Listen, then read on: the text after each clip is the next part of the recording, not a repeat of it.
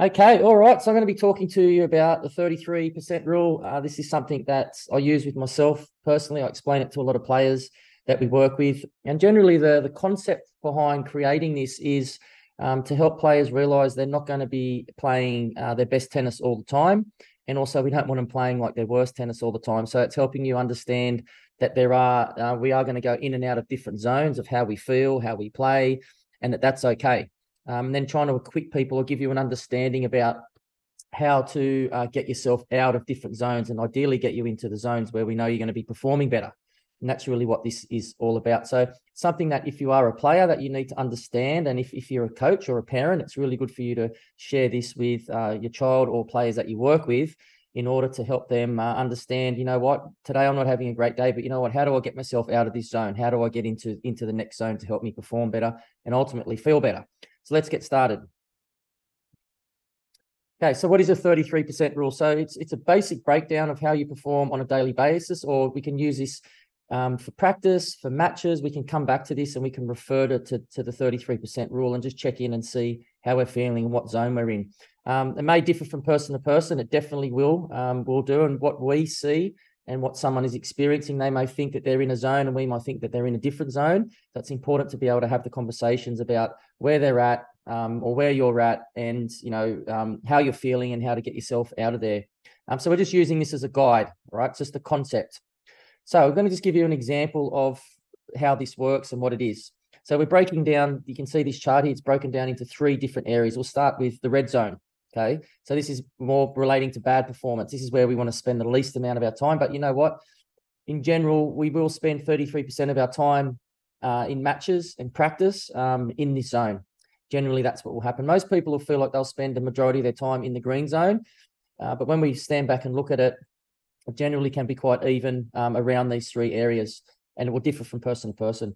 So bad performance in the red zone generally relates to low energy, negative self-talk, poor body language, and ultimately get disappointing results. So you're walking off court thinking, I just didn't play well, I don't know what was going on, and it will just be a bit of a negative vibe. So we look at the green zone, normal or average performance. Most people think they spend most of their time in here, but they do spend quite a bit of time in that bad performance zone as well. They sort of, it's a bit of a gray area for them. So it's an average performance, so moderate energy, good self-talk, good body language, and average results. So it's like you're on court, you're feeling okay, you're playing okay. You know you can be better, but you can also be playing worse. All right, so then we look at the yellow zones where we want to spend the bulk of our time if we can. So this is the excellent performance range. So it's when we've got high levels of energy, lots of positive self-talk, high intensity, and the body language is like really good. So if you imagine if you walk past a court and there's a match on and there's a player there, they're up on their toes, they're breathing deep, they're chasing everything down, they look like super relaxed. This is when we're in that excellent zone. Okay, we're in that excellence performance zone, so the yellow zone. So ultimately, we want to try to spend as much time as we can right in the green and yellow zones. But it is normal to spend time in all these areas. And that's really what this blog is about, understanding, hey, I am going to be here, but I need to try to get myself out and try to get myself as close to that yellow zone as much as I can. And then basically, how do I do it? So the reality is we're going to fluctuate in and out of all 3 areas. The key is to be aware of where we are on a daily basis and try to spend as much time as possible in the green and yellow zones. Following positive daily routines helps this happen. If you not have the tools to work with and get you out of the red zone, you can get stuck there, something that we don't want, and you create habits that keep you there. So let me quickly explain to you. A routine is something that we encourage players to start with. This requires discipline. So you create the structure. You say, this is my goal. This is how I'm going to get there. Then you create the routines that you set up that you need to follow and be disciplined with. What happens is over time is routines become habits. Okay, routines become habits. Now, a habit is different to a routine, in my opinion, because habits are something then that we just go on and do almost without thinking. They just happen for us because we've created the routine, we've done them consistently, then we create the habit out of the routine. So the routine is the seed, it's planted at roots, and then the habit is what grows out of that. And it's something that then is very hard to break. We want to create good routines that create good habits that are there forever. We don't want to do the opposite. That's what gets us down in the red zone. Okay, so your aim should be to work yourself out of the red zone as quickly as possible. The more routines, the healthier routines you've created, and the more you've turned them into habits, the easier it is to get out of the red zone and the longer you'll stay away from the red zone. Okay, I want to ask you, take a moment and have a think, where are you spending your time? Where would you say you're spending your time? Just have a stop and think about that for a moment. What areas, what zones do you feel like you're spending the bulk of your time in? And what would you say like your percentage breakdowns are? Would you say I'm spending 50% in the green, 20% in the red, and 30% in the yellow? Have a think about that and be honest and have a good hard think about your last 5 practice sessions, your last 5 matches. Where are you spending most of your time? What's your reality look like? All right, so let's quickly finish off with some tips on how to get you into the green and yellow zones and keep you away from the red. It starts with creating routines around these 8 steps. Number 1 is mobility. Okay, so mobility is creating movement. So opening up a chain of movement. So imagine like you extend your arm out, you rotate your body to hit a forehand. That's mobilizing. That's a mobility movement. So we're opening up multiple joints, and we're moving through a range of motions. Super important to be mobile as a tennis player. And you need to be doing that. If you're not, you need to jump online and check out one of our programs at memberstennisfitness.com. And you can see in there, we've got some flexibility yoga and mobility program in there. Okay, breath work, really important. This is something I've been pushing into with particularly a lot of the young players that we work with, getting them to do breathing exercises every day. This is really important because most tennis players I've found over 20 years, they breathe very shallow, like this, almost like how a dog breathes, right? Panting. It's not a very effective way to breathe. It doesn't do much to help calm us down, and it's not a great way to oxygenate our body.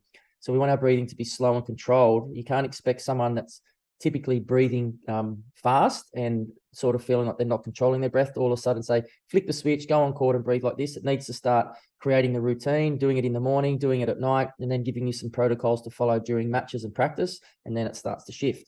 So breath work's important. Rolling and stretching at the end of the day. So foam roller, rolling through, particularly through your lower extremities, and then stretching out to help elongate the muscle back out again. So that's just about preparing your body. You need to get routines around that. Positive self-talk, super important, super important. The easiest way to get yourself out of the red zone, it's to breathe. Yeah, nice, slow, controlled breathing, and to talk yourself out of it. And this is a process where you don't just come up with these things in the middle of the red zone. You have these already set. You have positive self-talk or affirmations that you've already written down in a diary or somewhere like that you'll go to, and you'll memorize these and you'll use them at the right time to help pull yourself out. So the breath work, the positive self-talk, these are things that you can use on court. And we correlate this really importantly with positive body language. Okay, so legs out nice and wide, up on your toes, deep breathing, chest up, moving with high intensity. Okay, I guarantee you, if you're breathing slow and controlled, using positive self-talk, and you're holding good positive body language, okay, you're going to be much better equipped to get yourself out of that red zone super quickly. Okay, another really important point is gratitude.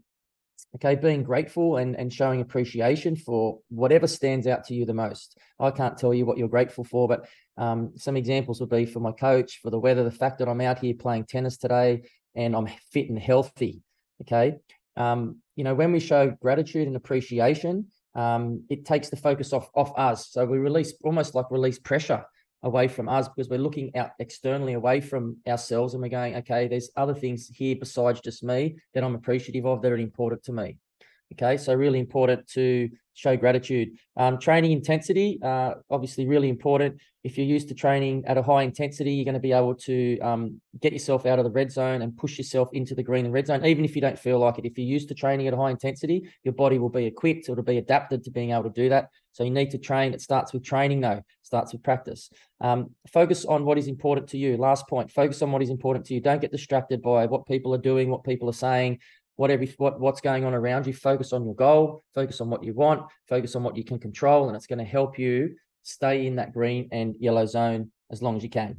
All right, just to finish off, control what you can control and let go of the rest. Okay, you can control all those steps that I've just taken you through, and you need to if you want to spend as much time as you can in the green and yellow zones. And you got this. You can do it. To start applying some of these things that we've gone through with you today, and you'll start to see the change. You'll start to feel the shift, and then you'll create the habits. I'll see you soon.